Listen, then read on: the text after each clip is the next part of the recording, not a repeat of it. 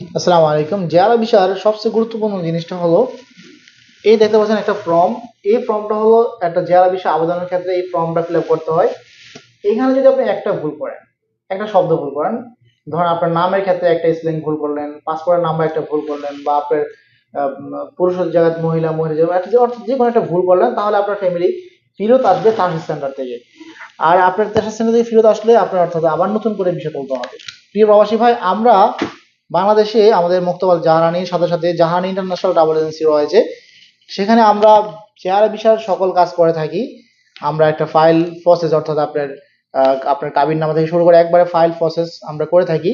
আমাদের অফিসটা হলো একবারে তাসিস সেন্টারের নিকটবর্তী। তাই আপনি আমাদের অফিসে যোগাযোগ করেও আপনি আমাদের কাছ থেকে ফাইল রেডি করে নিতে পারবেন। এবং একটা ফাইল করতে মোট গভর্নমেন্ট ফি সহকারে কত টাকা আসে সে জিনিসটা আপনি আমাদের অফিস থেকে জেনে নিতে পারবেন।